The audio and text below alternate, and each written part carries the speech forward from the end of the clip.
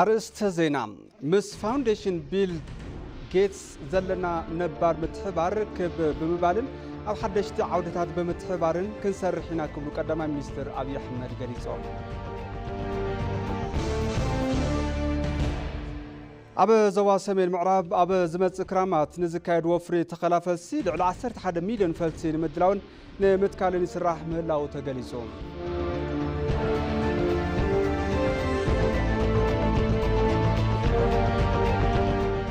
ዜና ወጻኢ ሚኒስትር ጉዳያት ወጻኢ ቻይና ዋንግ ዩ አሜሪካ ቀይሕ መስመር ከይትሰግር አጠንቅቆም።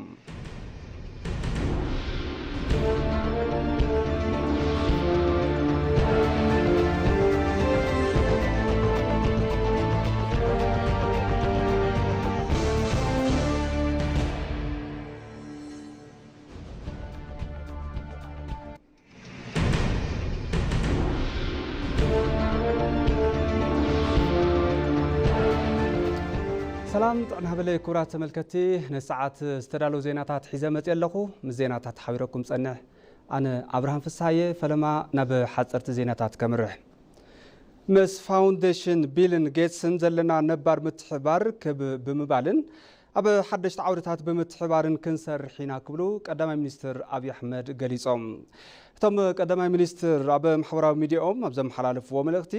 ሎሚ ዋና ፈጻሚ ስራሕቲ ፋውንዴሽን ማርክ ሱዝማንን ጉጅሎኦምን ብምቕባለይ ተሓጓስ ተሰምዕኒ ኢሎም። ፋውንዴሽን ቢል ኤንድ ጌትስ ኣብ ዓውድታት ግብርና፣ ጥዕና፣ ስርዓት ምግቢ፣ ሓቋፊ ስርዓት ፋይናንስን ካልኦትን ዝህቦ ዝረብሕ ደገፍ ንምዕባለ ኢትዮጵያ ልዑል ግደ ኣለዎ ክብሉ ገሊጾም። እቲ ምትሕባር ክብ ብምባልን ኣብ ሓደሽቲ ዓውድታት ብምትሕባርን ክንሰርሕ ኢና ክብሉ እውን ኣተሓሳሲቦም።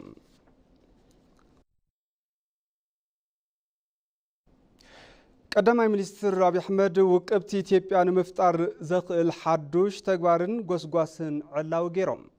ክብሪ ባህሊ ጽሬት ማሕበረሰብ ዝሓለወ ንምግባር ዝተተለመቲ ጎስጓስ ቤተ ፈተነታት ዘመናዊ ብዝኾነ መገዲ ምህናጽ ከም ዝኾነ ካብ ቤት ጽሕፈት ቀዳማይ ሚኒስትር ዝረኸብናይ ሓበሬታ ይረድም።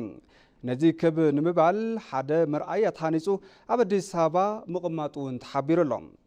ውቅብቲ ኢትዮጵያ ዝብል ስያመ ዝተዋህቦ እቲ ጎስጓስ ጽሩይ መገዲ ናብራ ብጥዕና ዝብል መሪ ሓሳብ ብምገንዘብ ወይ ብዓይነት ደገፍ ሕብረተሰብ ከም ዘድልዮ እውን ተገሊጹ እዩ።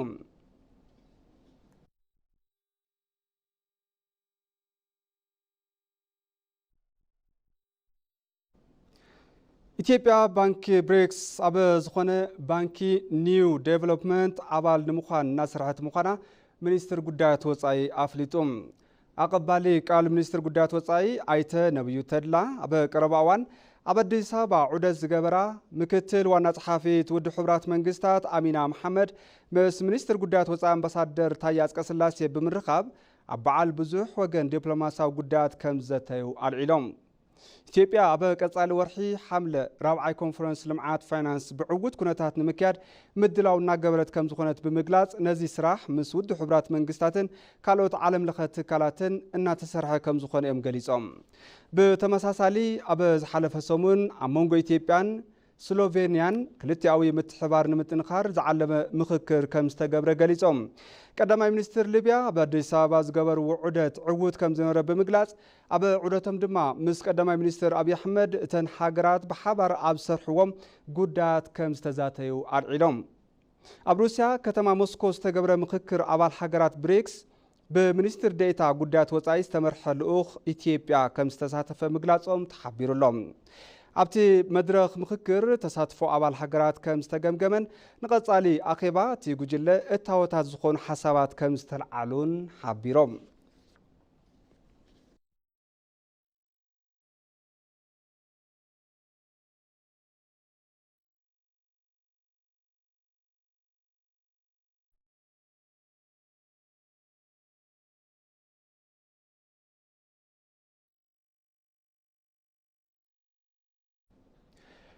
ናይ ቀረባ ክትትል ብምግባር ብልምዓት ዝተለዓሉ ሰባት ዘቕርብዎም ሕቶታት ቅልጡፍ ምላሽ ክወሃቦም ከም ዝተገብረ ከንቲባ ምምሕዳር ከተማ አዲስ አበባ አዳነች አበቤ ገሊጸን። ቤት ምኽሪ ምምሕዳር ከተማ አዲስ አበባ ሳልሳይ ዓመት ዘበን ስራሕ ሳልሳይ ስሩዕ ጉባኤኡ እናካየደ ይርከብ። ከንቲባ አዳነች አቤቤ ኮሪደር ልምዓት እታ ከተማ አመልኪተን ኣብቲ ጉባኤ ከም ዝገለጾ ንንግድን ንውልቀ ሰብ ትሕዝቶን ተተካይ ክፍሊት ካሕሳብ ምፍጻም ተኻኢሉ ኢለን ካብዚ ብተወሳኺ ንልምዓት ዝተለዓሉ ሰባት ናብ ዝተሰናደአሎም መንበሪ ገዛን መስርሕን ዘጓዓዕዝ ትራንስፖርት ምስንዳ ኣብ ዝኣተውሉ ከባቢ ፍሉይ ኣቀባብላ ምግባር ኣብ መብዛሕትኡ ማሕበራዊ ምትእስሳሮም ተሓልዩ ናይ ምዝውዋር ስራሕቲ ብልዑል ጥንቃቐን ስምዒት ሓላፍነትን ከም ዝተሰርሐን ገሊፀን ብልምዓት ዝተለዓሉ ዜጋታት ዝኣትውሎም መንበሪ ኣባይቲ መሰረተ ልምዓት መገዲ መብራህቲ ማይን ፈሳስን ዝተማልአሎም ከም ዝኾኑ ናይ ቀረባ ክትትል ብምግባር ተለዓልቲ ንዘቕርብዎም ሕቶታት ቁልጡፍ ምላሽ ክወሃቦም ከም ዝገበረ ምግላፀን ካብ ቤት ጽሕፈት ከንቲባ ዝረኸብናይ ሓበሬታ የረድእ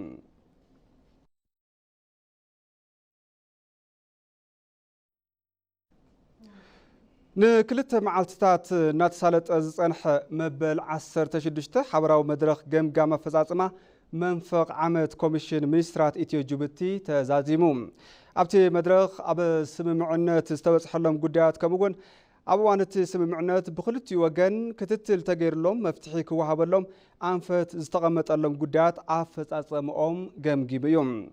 ኣብ መንጎ ክልቲአን ሃገራት ኩለ መዳይ ማዕቐፋት ምትሕብባር ኣብ ኢንቨስትመንትን ዘይሕጋዊ ንግዲ ጠረፍ ኣብ ዘይሕጋዊ ዝውውር ሰባት ኣብ ዓውድታት ትራንስፖርትን ሎጂስቲክስን ዘተ ተገይሩ ብፍላይ ኣብ ኣፈጻጽማ ህንፀት መገዲ ዲኪል ጋላፊን ፈንድ ክፍሊት መንገድን ኣብ መንጎ ክልቲአን ሃገራት ዘለዎ ወደብን ትራንዚትን ከምኡውን ኣብ ኣዋህባ ግልጋሎት ጉምሩክ ዘለዉ መሓልካታት ንምፍታሕ እናተገብሩ ዝርከቡ ፃዕርታት ናይ ሴክተራት ምትሕባርን ዝተረኸቡ ምላሻትን ዘተ ከም ዝተገብረ እውን ተገሊጹሎም እዚ መበገሲ ብምግባር ድማ ኣብ መንጎ እተን ሃገራት ቅድሚ ሕዚ ዝተፈረመ ግልጋሎት ወደብን ትራንዚትን ስምምዕነት ፕሮቶኮል ጉምሩክን ስምምዓት መልቲ ሞዳልን ንምምሕያሽ ኮሚቴታት ቴክኒክ ተጣይሾም ኣብ ዝመጽእ ሓምለ 2016 ዓመተ ምህረት ኣብ ጅቡቲ ዝካየድ መበል 17 ሓበራዊ መድረኽ ዘተ ሚኒስትራት ዝግበረሎም ናይ ትኩረት ኣንፈታት ብምቕማጥ እቲ መድረኽ ብስምምዕነት ተዛዚሙሎም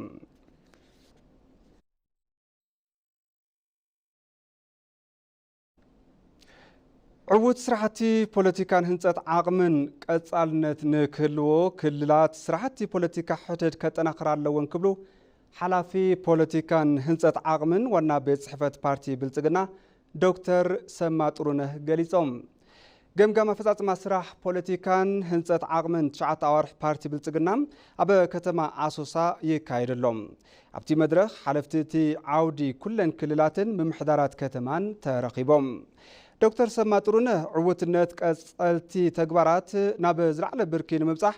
ውፅኢታዊ ስርዓት ክትትልን ደገፍን ንምዝርጋሕ ዝኽኣለ ዓቕሚ ንምፍጣር ዝዓለመ መድረኽ ከም ዝኾነ እዮም ተዛሪቦም ኣብቲ መድረኽ ገምጋም ኣብ 2017 ዓ.ም ዝህሉ ማእከል ርብርብ እቲ ዓውዲ ተለልዩ ከም ዝቕመጥ ምዝራቦም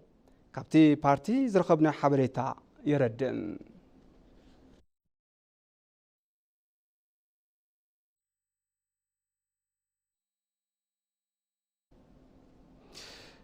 ኣብ ከተማ ሽረ እንዳስላሰ ብልዕሊ 460 ሚልዮን ብር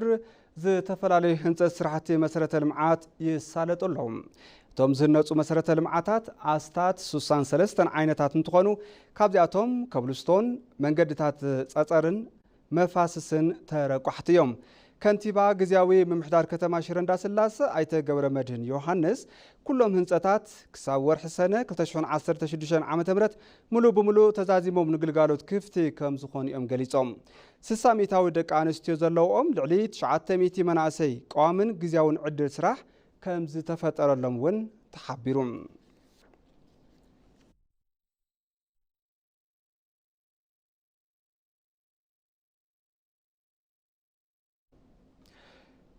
ብሪጣንያ ቁጠባ ኢትዮጵያ ንምምሕያሽ ንመሰረታዊ ግልጋሎታት ልምዓታዊ ሴፍቲኔት ትገብሮ ምትሕባር ኣጠናኺራ ከም ትቕጽል ገሊጻ ሚኒስትር ዴኤታ ገንዘብ ሰመሪታ ሰዋስው ምስ ኮመን ዌልዝ ብሪጣንያ ዳይሬክተር ኣፍሪካ ሳይመን ሙስታርድ ምስ ዝተመርሐ ጉጅለ ልኡኽ ተዛትየን ኣብቲ እዋን ዘተ ክልቲኦም ወገናት ኣብ ክልቲኣዊ ኣህጉራውን ዓለም ለኻዊ ሓበራዊ ጉዳያትን ከምኡውን ኣብ ኢትዮጵያ ጉዳያት ኣዋሃባ ሰብኣዊ ሓገዝን መሰረታዊ ግልጋሎትን ከምኡውን ኣብ ስራሕቲ ልምዓታዊ ሴፍቲኔት ምክክር ምግባሮም ተገሊጹሎም ሚኒስትር ዴኤታ ገንዘብ ሰመሪታ ሰዋሱ መንግስቲ ብሪጣንያ ኣብ ኢትዮጵያ ንዝገብሮ ሓገዝ ብምምስጋን እቲ ሓገዝ ኣብ ዝመሓየሸሎም ኩነታትን ንተጠቀምቲ ብቐጥታ ኣብ ዝበፅሓሉ ጉዳይን ምዝታይ ኣድላይ ከም ዝኾነን ተዛሪበን ዳይሬክተር ሳይመን ሙስታር ብግዶም ኢትዮጵያ ዝግበር መጠን ሓገዝ ከም ዝዓበየ ብምግላጽ ኣብ ቀጻሊ እውን ሰብኣዊ ሓገዝ ንምግባር ምስ መንግስቲ ኢትዮጵያ ብሓባር ከም ዝሰርሑ ምዝራቦም ካብ ሚኒስትር ገንዘብ ዝረኸብናዮ ሓበሬታ የረድም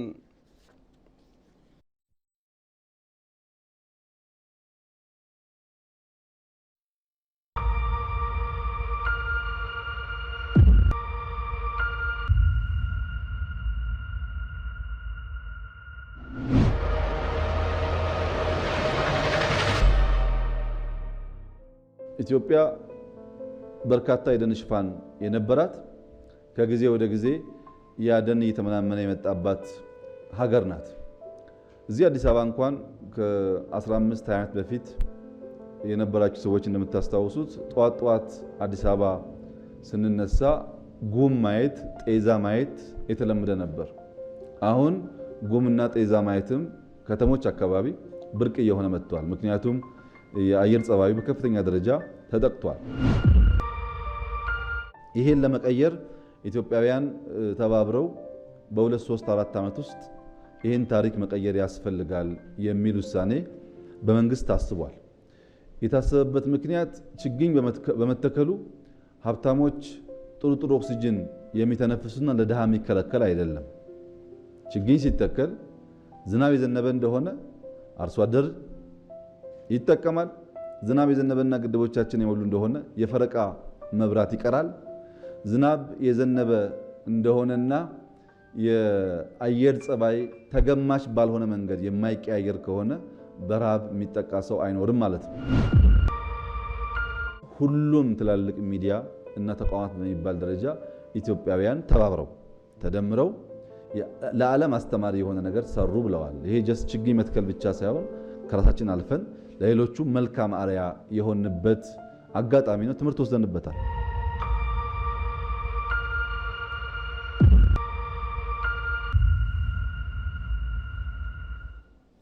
ማዕድ ዜና ትከታተለኹም ክቡራት ተመልከትቲ ሕዚ ድማ ብዝርዝር ናብ ዝሓዝናዮም ዜናታት ክሓልፍ ኣብ ዞባ ሰሜን ምዕራብ ኣብ ዝመጽእ ክራማት ንዝካየድ ወፍሪ ተኸላፈልሲ ልዕሊ 11 ሚልዮን ፈልሲ ንምድላውን ንምትካልን ይስራሕ ምህላው ተገሊጾም ሓረስቶት ብውልቀን ብማሕበርን ጥሙር ረብሓ ዝህቡ ዕዳጋ ተኮር ፈልስታት ኣብ ምድላው ይነጥፉ ከም ዘለው ተገሊጹሎም ብብርኪ ክልል ድማ ዝተፈላለዩ ጠሊ ዓቀብቲ ስራሕቲ ምድላው ጎዳጉድን ምስንዳእ ፈልስን እናተኻየደ ከም ዝርከብ ቢሮ ሕርሻ ገሊጹሎ በሪሁ ብርሃነ ተወሳኺ ኣለዎ ማእኸል ወይ ድማ ጣብያ ፈልሲ ሰውሕሹም ኣብ ዞባ ሰሜን ምዕራብ ወረዳ ላዕላይ ቆራሮ ካብ መንጎ ዝርከባ ጣብያታት ፈልሲ ሓንቲያ ሰራሕተኛታት እታ ጣብያ ፈልሲ ኣብቲ ዝመጽእ ዘሎ ክራማት ዝትከሉ ፈልስታት ንምድላው ኣብ ምሽብሻብ ይርከቡ ካብ ሓምለ 5 ግን ናብ ተጠቃምና ናብ ጎቦታት ንኽበጽሕ እዩ ቅልጡፍ ጻዕርታት ንገብር ኣለና ማለት እዩ ስለዚ ያው እቲ በዝሒ ናይዙ ዓሌት ፈልስታት ዘለውን ብድማር ማለት እዩ ትልምና ያው 477,300 ንኽነፈልስ እዩ ትልምተዋል ኣብ ወረዳ ላዕላይ ቆራሮ ኣስታት 1.5 ሚልዮን ፈልሲ ንምድላው መደብ ተታሒዙ እናተሰርሐ ይርከብ ከም ወረዳ ናብ ልዕሊ 1.5 ሚልዮን ፈልሲ ኣፈሊስና ክንተክል እዩ ትልምና ክሳብ ሕጂ ፈሊሱ ዘሎ ናብ 900 ገለን ሽሕ ፈልሲ ፈሊሱ ዘሎ ማለት እዩ እዚ ብድማር ብናይ መንግስቲ ፈልሲ ጣብያ 4 ናይ መንግስቲ ፈልሲ ጣብያ ኣለና እዚ እውን ኣብዚ ሰውሕሽም ኣሎ ደርሸም ዝበሃል ኣሎ ማይቡር ዝበሃል ኣሎ ዓዲ ንግስቲ ዝበሃል ኣሎ ማለት እዩ እዚ ብድምሩ ኣብ 4 መንግስቲ ፈልሲ ጣብያን ኣብ ልዕሊ 450 ዝኣኽሉ ድማ ውልቀ መፈለስቲ ማለት እዩ ኣብ ዞባ ሰሜን ምዕራብ ኣብቲ ዝመጽእ ዘሎ ክራማት ንዝካየድ ወፍሪ ምትካል ፈልሲ ኣስታት 11.7 ሚልዮን ፈልሲ ንምድላው ጣብያታት ፈልሲ ኣብ ምንቅስቓስ ይርከባ ከም ዞባ ሰሜን ምዕራብ ላብ 11.7 ሚልዮን ፈልሲ ለም ዘበን ዓመት ክነፍልስ ኢልና ኢና መበገዝ ሒዝና ማለት እዩ እስካዕ ሕዝብ ዘሎ ንጽር ኩነታት ሕዚ ላብ ከባቢ 3 ሚልዮን ፈሊሱ ኣሎ ማለት እዩ ኣብተን ካልኦት ዘለዋ ናይ ቆላ ከባቢታት ከዓ ዝተወሰነ ዋርሕ ላብ 3 ወርሒ ዝኣክል እዋን እውን ስለ ዘለና ኣብተን ዘለዋ ናይ ቆላ ከባቢታት ሕዚ ፈልሲ ንምፍላስ ኩለነ ምሽብሻብ እየን ዝርከባ ማለት እዩ ኣብታ ዞባ ሓረስቶት ብውልቀ ይኹን ብማሕበር ጥሙር ረብሓ ዘለዎም ዕዳጋ ተኮር ዝኾኑ ፈልስታት ኣብ ምድላው ይርከቡ ናይ ማሕበራት ፈልሲ ጣብያታት ባዕሉ ህብረተሰብ ዝውንነን ፈልሲ ጣብያታት እውን ነይረን እየን ማለት እዩ እሰን እውን ጽቡቓት ዝኾነ ስራሕቲ እና ስራሕ ጸኒሐን ሕዚ እውን ሓደ ዝጀመራ ነገር ኣለዋ ካልኦ ብውልቀ ደረጃ እውን ሓረስቶት ባዕሎም እናፍለሱ ማለት እዩ ፍታዳ ገደኖም እናፍለሱ ገሰድዩ ማንጎድዩ ካልኦት ዘለው ተኽልታት ጽቡቕ ዋጋ ከውፅሎም ባዕሎም ኣፍሊሶም ዝሸጥሉ መንገዲ እውን ብሰፊሕና ከናሉ ጸኒሕና ኢና ሕዚ እውን ከም ጅማር ህዚ ብጣዕሚ ንፉዓት ዝኾነ ሓረስቶት ሞዴል ዝኾነ ሓረስቶት ኣብ ወጀዶም ኣፍታ ዘላቶም ከባቢ ተኺሎም ለባዕሎም ተጠቂሞም ለህብረተሰብ እውን ብዝሓሸ ዋጋ ዘቕርብሉ መንገዲ እውን እናተፈጠረ ዘሎ እዩ ማለት እዩ እዚ ግን ቅድሚ 3 ዓመት ዝነበረን ትሕዝ ዘሎን በፂሕናዮ ዝነበርናን ከነጻጽር ከለና ግን መውሓድ ኣሎ ግን ድማ ሕዚ እውን ዝነበረ ነገር ንምምላስ ይፅዓር ኣሎ ببرك كل لعلي 7 مليون زخون فلسي نمدلاون نمتكالن ኣብ 170 ዝኾና ናይ መንግስቲ ጣብያታት ፈልስን ተወሰኽቲ ናይ ውልቀ ጣብያታትን ፈልሲ እናተዳለወ ይርከብ ብዝተረኸበ ናይ መንግስትን ናይ ግብረሰናይን ደገፍ መሰረት ተገይሩ ካፍተን 237 ናብ 170 ልዕሊ 170 ዝኾና ብቁፅር ናብ ስራሕ ክምለሳ ተኻይለኒ ብዘሎ ዓቕሚ ብዘሎ ማተርያል ማሊእኻ ከፍልሳ ፈልሲ ከፍልሳ ኣፍሪሰን ከዓ ብሰንኪት ኩነታት ዝዓነወ ደን ሃፍቲ ናብ ዝነበረ ንምምላስ ሓገዝ ዝኾነ ተገይሩ ኣብዚ ዓመት 7 ሚልዮን ፈልሲ ንምፍላስ ትልሚ ሒዝና ንንቀሳቀስ ኣለና ካብዚ ልዕሊ 30 ሚልዮን ክሻፍ ህዝቢ ፈሊሱ ኣሎ ተኻሊ 40 ሚልዮን ብውልቀ ይኹን በተን ዝጀመርና ናይ መንግስቲ ፈልሲ ጣብያታት ኣብዚ ሒዝና ዘለና ወርሒ ኣብ ሓፂር እዋን ስለ ዝባፅሕ ተህዚ ዝፈልስ ፈልሲ ኣብ ሓፀር ተዋርሕ ኣብ 3 ኣዋርሕ ስለ ዝበፅሕ ዝተተኺሉ ተኸላ ክበፅሕ ከም መብርሂ ቢሮ ሕርሻ ክልል ትግራይ ኣብቲ ዝመጽእ ዘሎ ክራማት ንዘካየድ ወፍሪ ምትካል ፈልሲ ዝተፈላለዩ ጠላዕ ዓቀብቲ ስራሕትን ምድላው ጎዳጉድን እናተወገኑ ይርከቡ ከም ክልል ኣብ ውሽጢ ቢሮ ንፈልጦም 4-5 ፕሮጀክታትን ካብ ክልል ካብ ቢሮና ወፃኡን ከምኒ ዊ ፎረስትን ካልኦትን ዝኣመሰሉ ሰፊሕ ናይ ደን ናይ ፈልሲ ምፍላስን ናይ ቅድመ ምድላው ናይ ተኸላ ጎዳጉድን ስራሕቲ ይሰርሑ ኣለዉ እቲ ፈልሲ ምፍላስ ስራሕቲ እውን እንተኾነ ሓደ ተን ናይ መንግስቲ ፈልሲ ጣብያታት ብምሉእ ሓይሊ ነዋላ ይኹን ዝኸኣላ ብዝተረኸበ በጀት ኩሉ ተጠናኺሩ ዝቕፅል ዘሎ ግን ከዓ ጎና ጎኒ ውልቀ መፍለስቲ ዝበሃል ውልቀ ሓረስቶት ከዓ ዝኸኣልዎ 20,000 ዘፍልስ ኣሎ 50,000 ዘፍልስ ኣሎ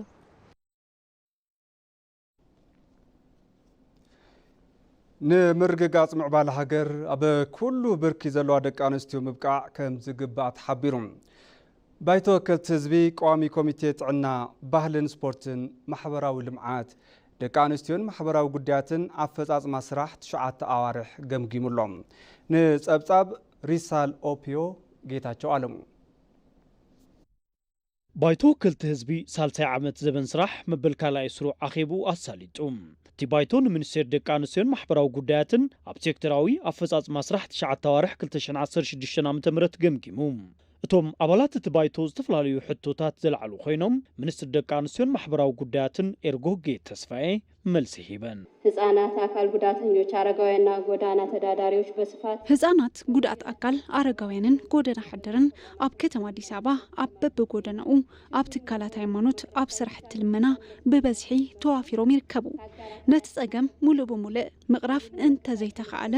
ምንካይ ብዝኽእል መልክዑ ምስ መሻርክቲ አካላት ምስ ክልላትን ካልኦት ሚኒስተር ኣብያት ዕዩ ተዋዲድካ ምስራሕ ሚኒስተር ቤት ዕዩኹም ዝሰርሖ ዘሎ ስራሕ እንተዝብራርህልና ከጎዳና ላይ ያሉ ዜጎችን በዚህ 9 ወራት ብቻ ኣብ ጎዳና ንዘለዉ ዜጋታት ኣብ ዝሓለፉት 9 ወርሕ ጥራሕ 11268 ዜጋታት ኣልዒልና ኢና ካብ ጎዳና መልዓል ጥራይ ዘይኮነስ ናይ ስነ ልቦና ምኽሪ ድጋፍ نخرخبو محبراو قلقالوتات نخمالألهم كابز حليفو دما نناب بيتسبب نخخدو تميلسوم نخيمسو تحدات النت بزعسل ملكعو مس بيتسبب منها لو كحجزو زخللو سيستم زرقحنا الناس رحنا إنا زي تفلاليو عالم لخو تكالات زي من الواشون كم أفريكا موديل زخونيو إيو ميلو منا يكمكموون اللو ዕድል ስራሕ ዝተፈጠረለን ቁፅሪ ደቂ ኣንስትዮ ውሕድ ምዃኑ ብኣባላት እቲ ባይቶ ካብ ዝተላዕሉ ሕቶታት ሓደ እዩ 120 ሚሊዮን ባላት ሃገር 120 ሚሊዮን ህዝቢ ኣብ ዝቕመጠላ ሃገር 24 ደቂ ኣንስትዮ ንዕድል ስራሕ ዝረኸባ ማለት ንእሽተን ክብደት ዘለዎ ሪፖርት እዩ እሞ ምስ ካልኦት መዳርግቲ ኣካል ትካላት እንትግምገም እዚ ከመይ እዩ ተራእዩ ባለን የሀብት አቅም ባለን የሰው ሀብትም عقم بزلنا عقمي هافتي بزلنا عقم هافت السب كندي زأخلنا نمخاد فتينا إنا يكون مبارتهم زلوا محبرة وزقمات بتشعات توارح بحدا عمت يكون كلتا عمت النزازوا ما يكونون نزي سرعتنا مزرقح زامتشونا فند محبرة وحلوة بمدياش كل محبرة كل زيقة محبرة وحلفنة قوازا يقبع تكالاتون محبرة وحلفنة نخوازا مقباريو إلنا نزم الكتو أكل أغريبنا إنا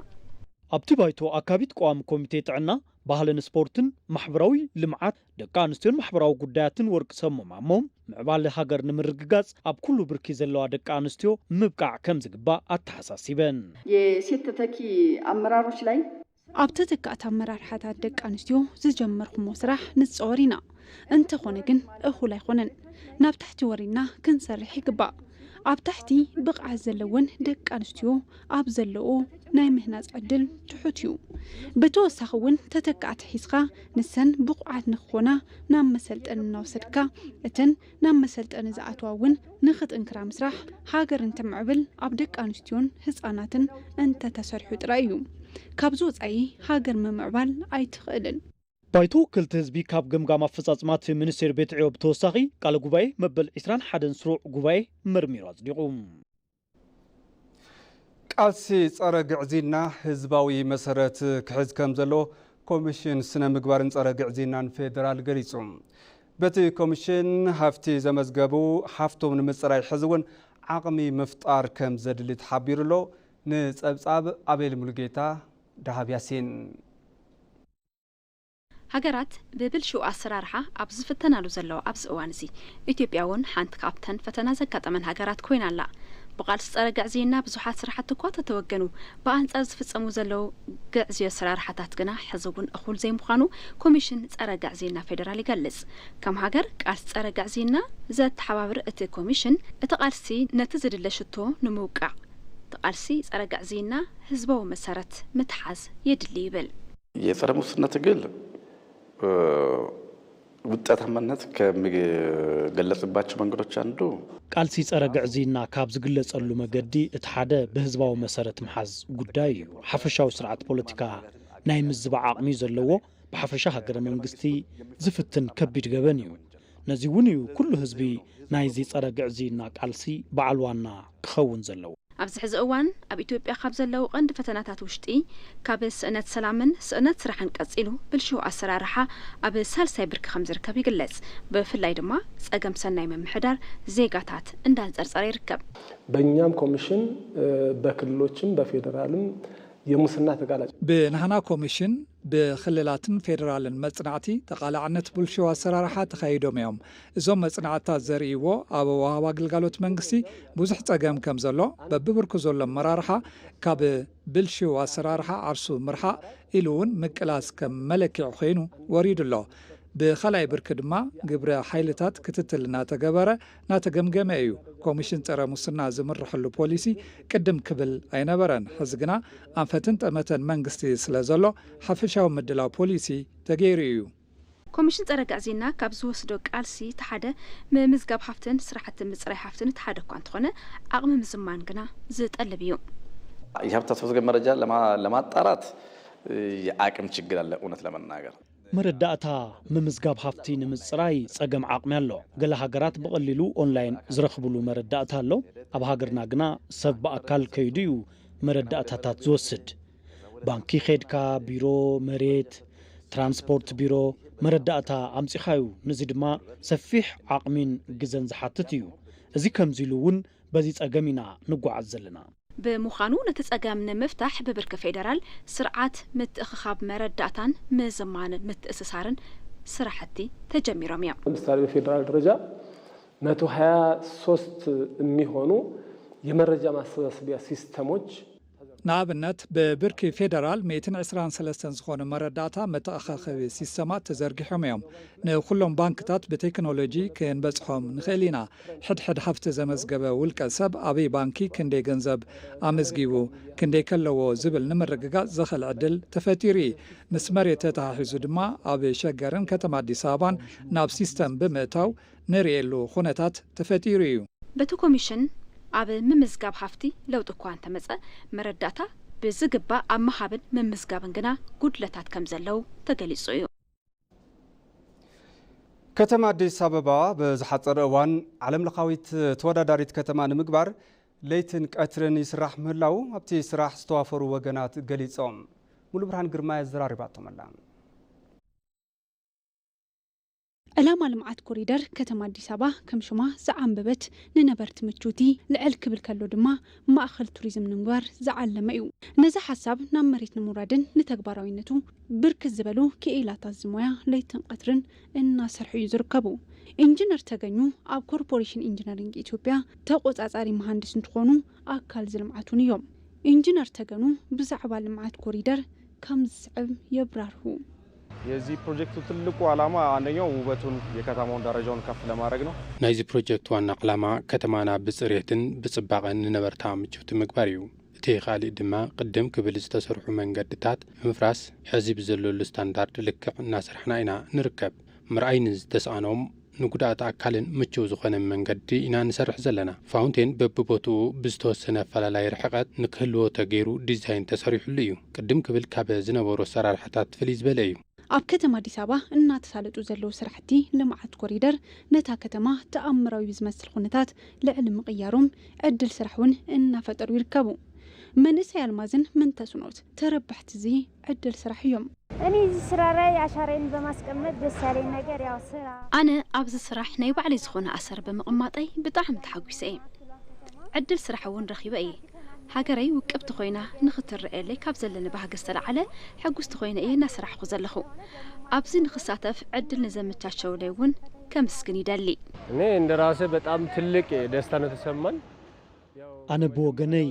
ኣዝየ ተሓጒሰ ዕድል ስራሕ ብምርካበይ ኣዝየ ተሓጒሰ ካልኦት መሓዙተይ ገዛ ዘመሓድሩ እውን ኣብዚ ስራሕ ብምስታፎም ቁሩብ ዕረፍቲ ከም ዝፈጠረሎም ይነግሩን እዮም። ኣነ እውን ኣብ ዘየድልዩ ቦታታት ካብ ምውዓል ኣብ ልምዓት ሃገር ብምስታፈይ ከም ዕድል እየ ዝቆፅሮ። ኣብ ቀረባ እዋን እውን ውፅኢት ድኻምና ከም ንርኢ ተስፋ ኣለኒ። ከተማ አዲስ አበባ ማእኸል ዲፕሎማት ከም ምዃና መጠን ኣብ ዝሓፀረ እዋን ዓለም ለኻዊ ተወዳዳሪ ንክትኸውን ብዘይ ዕረፍቲ እናተሰርሐ ከም ዝርከብ ኢንጂነር ተገኑ ወሲኾም ይገልጹ። ሂደቱ እውነት ለመናገር ያክል እጅግ በጣም አስተማሪ እጅግ በጣም መልካም በሚባል ደረጃ ላይ ነው ያለው። ዘሎ ኸይዲ ሓቂ ንምዝራብ ብጣዕሚ ኣምሃራይ ብጣዕሚ ጽቡቕ ዝበሃል ብርኪ እዩ ዘሎ። ንሕና በብመዓልቱ ኢና ገምጋም ንሳልጥ። ቀትርን ለይትን ኢና ንሰርሕ። ንግሆ ቀትሪ ለይቲ ዝበሃል ነገር የለን። ብዘይ ምቁራጽ 24 ሰዓታት እናስራሕና ኢና። ንዓይ ከም ዓብዪ ዕድል እየ ዝቆፅሮ። ምክንያቱ ኣብ ልምዓት ሃገረይ ኣሰረይ የቕምጥ ስለ ዘለኹ ብጣዕሚ ሕጉስ እየ። ንሓድግታት ኢትዮጵያ ሓለዋ ብምግባር ኣብታ ከተማ ብ5 ዓንፈት እናተሳለጠ ዘሎ ልምዓት ኮሪደር እንትዛዘም አዲስ አበባ ብብርኪ ዓለም ተወዳዳሪት ከተማ ከም ዝገብራ ትፅቢት ይግበር እዩ።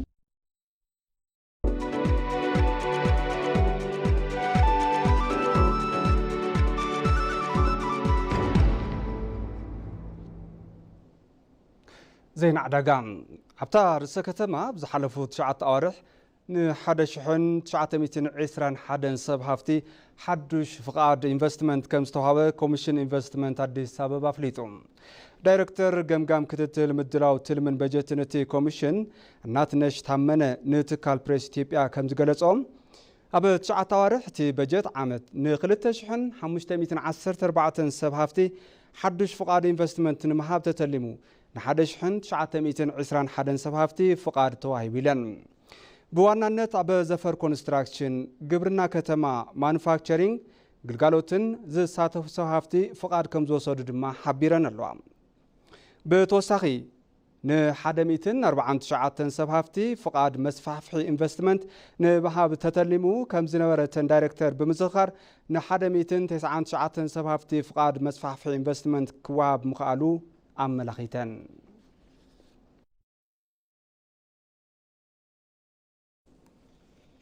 ሕዚ ድማ ናብ ዜና ወፃኢ ክሰግር